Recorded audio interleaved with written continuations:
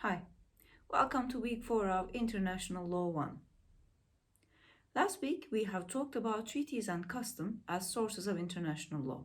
This week we will continue with general principles of law and then move on to subsidiary sources such as judicial decisions, writings of publicists, resolutions and decisions of international organizations, as well as soft law.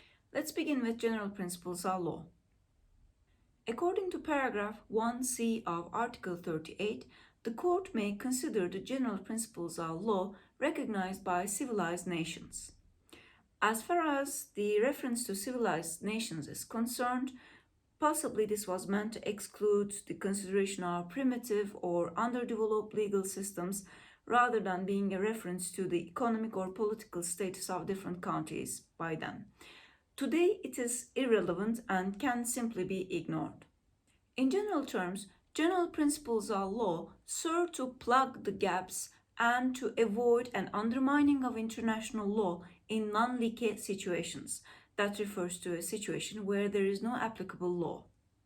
There is also ambiguity as to whether general principles refers to those of international or domestic systems. But such ambiguity gives us room for maneuver. General principles are those which are common to the major legal systems of the world, mainly the civilian legal system and the common law system. Under this title, we can talk about natural law doctrines, material sources, rules and principles common to all legal systems, as well as the principle of equity. When we look at some principles that are applied by international tribunals, the ICJ and the former PCIJ, we see estoppel, which means personal bar. We see the principle of nemo iudex in sua causa, which means no one can be his own judge in his own case, and the principle of reparation, which we will cover in more detail in the second semester. When we look at the principles of equity, in the sense of fairness, justice, and reasonableness, these are similar to general principles. Equity is defined as constituting part of international law and plays a subsidiary role. In this regard, it is different from the power of the ICJ to decide a case ex aequo et bono, where the court may apply equity in precedence over all other rules, and for this, the court needs the consent of the parties. Next, we will look at judicial decisions, which are one of the subsidiary means for determination of law. They do not make law, but are declaratory of pre-existing law. The statute of the ICJ states that the court's decisions has no binding force except between the parties and in respect of that particular case.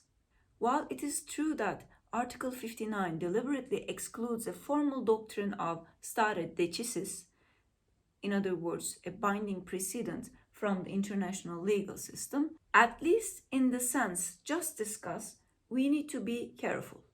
In essence, to adopt such a strict application of Article 59 ignores the practical effect which an ICJ decision may have on the legal obligations of very many other states. It is true that there is no rule of stare decisis in international law that the ICJ is obliged to follow its past decisions. Nevertheless, it is simply not that the court regards its earlier judgments as examples or guidelines, but rather they are seen as authority for future decisions. The ICJ and international tribunals examine previous decisions and may take them into account when seeking a solution to a specific dispute. This in return promotes judicial consistency. In this way, although judicial decisions do not make law as their function is to apply the law, they may influence and contribute to the development of international law, as also arbitration awards have done. So these decisions may accelerate the creation of customary law by confirming trends in state practice and by discovering the necessary opinio juris. Furthermore, the decisions of national courts, if relevant, may be applied too. National court decisions may also serve as evidence of state practice or a state's position on a specific matter. Now, Let's move on to the writings of publicists, which also serve as subsidiary sources. They are material or evidentiary sources only. In the past, writers have played an important role in the development of international law, which in part has been due to the absence of an executive and legislative body, and in part the youthfulness of international law. Remember, on week 2, we mentioned philosophers of law such as Alberico Gentili, Emmerich de Wattel, and Hugo Grotius. They were among the figures who were also instrumental in establishing the very idea that there was a set of binding rules that could govern the relations of sovereign and independent states. And during the formative period of international law, because of insufficient state practice, writers were able to help determine, shape, and articulate the scope and content and the basic principles of international law. In time, the role of writers decreased substantially. But still, writers may contribute to the assessment of the aims and values of international law, as well as affect state practice with the advisory roles that they assume. A rather contemporary source of international law is resolutions and decisions of international organizations. These, by themselves, do not create binding law. They are again material or evidential sources only, but they still may accelerate the formation of customary law as well as provide evidence of opinio juris.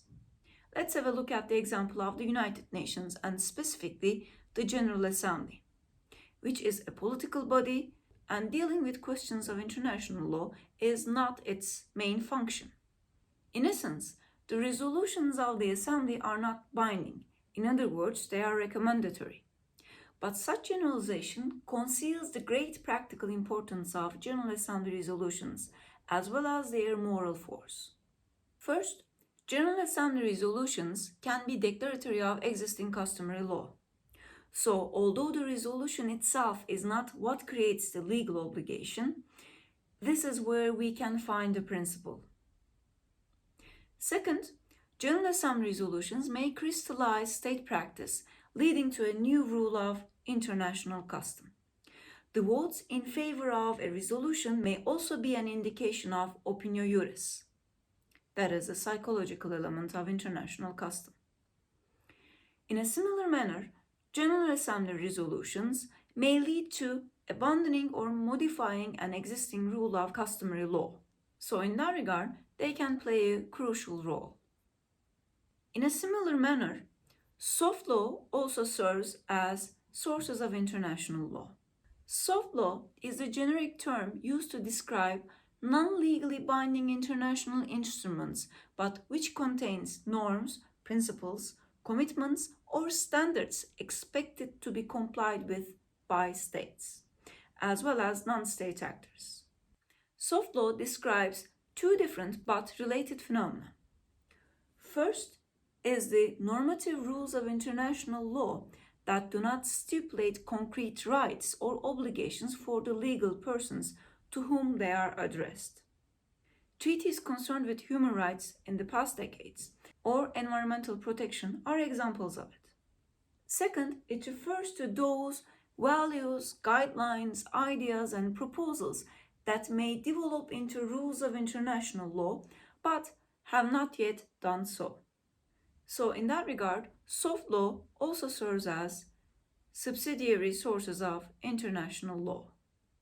Before we conclude this week, we should also mention the International Law Commission, in short ILC, which was established in 1946. As the statute of the ILC states, codification is the more precise formalization and systematization of rules of international law in fields where there already has been extensive state practice, precedent, and doctrine. So in that regard, International Law Commission plays an important role, formerly which was heavily relying on the codification of existing law, and now more in terms of progressive development of international law. So we can conclude that formal sources, along with material sources, gives us the basis of the contemporary international law. So when we are dealing with a matter of international law, these are the sources that we need to or can look at. Well, this concludes the lecture of week 4, but we will continue to talk in more detail about the sources of international law with examples in our live session. So I hope to see you on Monday.